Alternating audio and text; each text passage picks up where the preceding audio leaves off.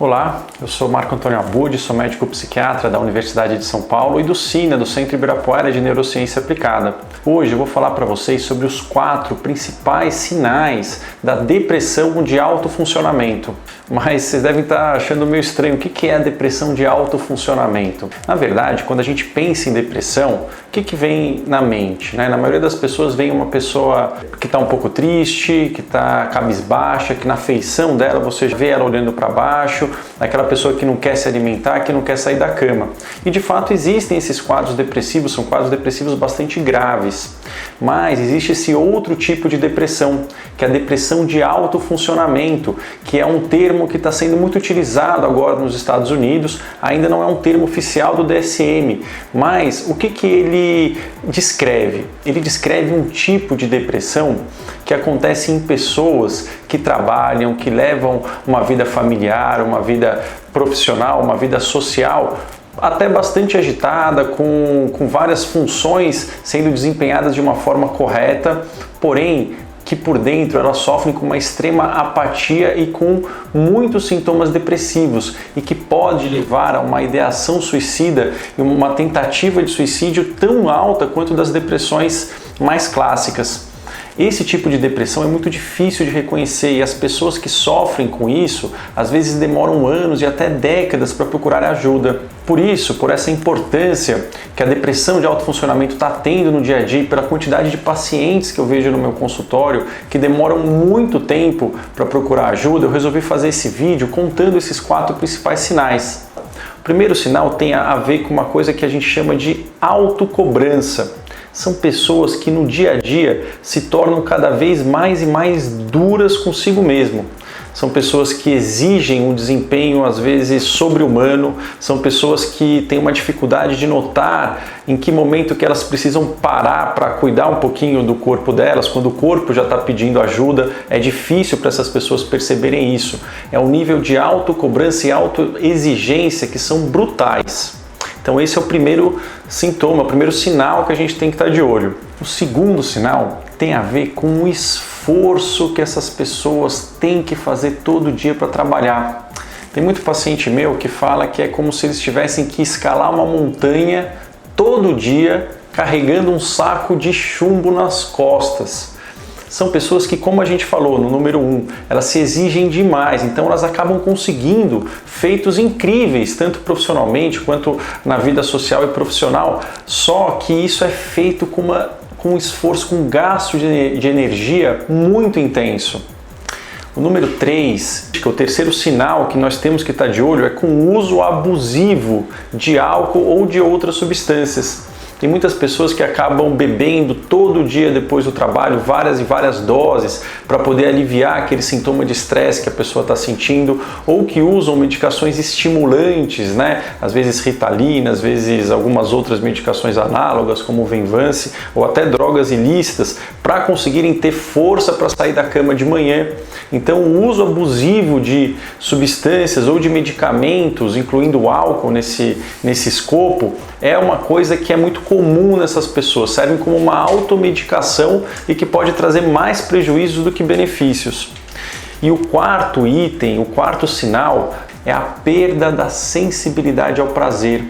Então, essas pessoas na depressão de alto funcionamento, elas normalmente falam que elas estão desperdiçando tempo fazendo as atividades do dia a dia delas. Muitas pessoas têm várias conquistas profissionais, são pessoas extremamente persistentes, mas elas conquistam as coisas, só que aquilo não tem graça. São pessoas que não conseguem aproveitar os prazeres dos relacionamentos, da vida que ela consegue levar, dos confortos que ela tem no dia a dia.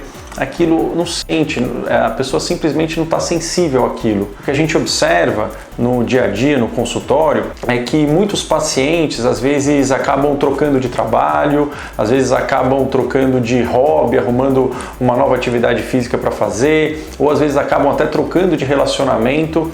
E isso não resolve, porque a pessoa ela simplesmente não está sentindo o gosto dessas coisas prazerosas, como se o paladar pela vida, entre aspas, tivesse diminuído.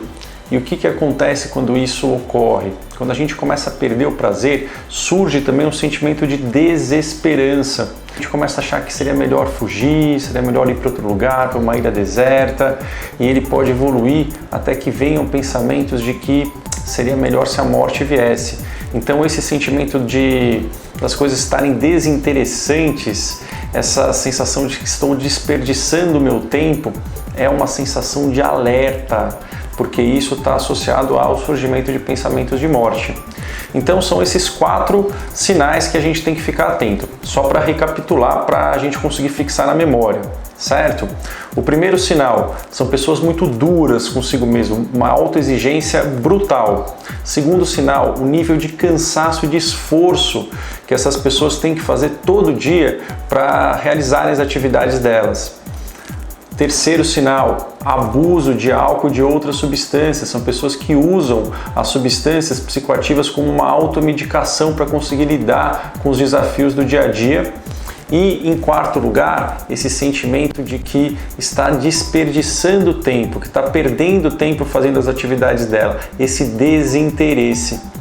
É muito importante que isso fique claro para vocês, tanto para que, se vocês estão sentindo isso, principalmente esse último, esse daqui é um sinal de alerta, um sinal vermelho. Se vocês estão sentindo qualquer um desses 4 sintomas, é importante vocês pedirem ajuda. Por quê? Porque tem uma boa notícia. A depressão de alto funcionamento tem um bom prognóstico. Normalmente as pessoas que elas são tão persistentes, elas usam essa persistência para a melhora delas. Então são pessoas que se dão muito bem, tanto com tratamento farmacológico, quanto com tratamento em terapia ou com qualquer outro tipo de abordagem que a gente faz. São pessoas que conseguem ter uma resposta muito boa. Então, eu gostaria que vocês fixassem isso na memória, tanto para vocês mesmos se avaliarem, quanto para poder ficar de olho naquela pessoa que talvez esteja apresentando esses sintomas.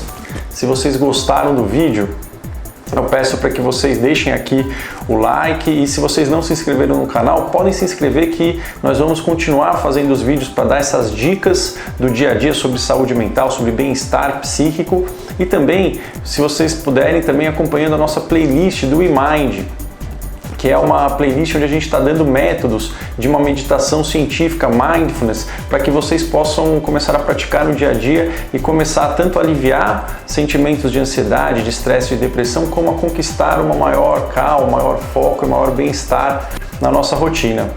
Vou ficando por aqui, nós nos vemos no próximo vídeo. Tchau, tchau!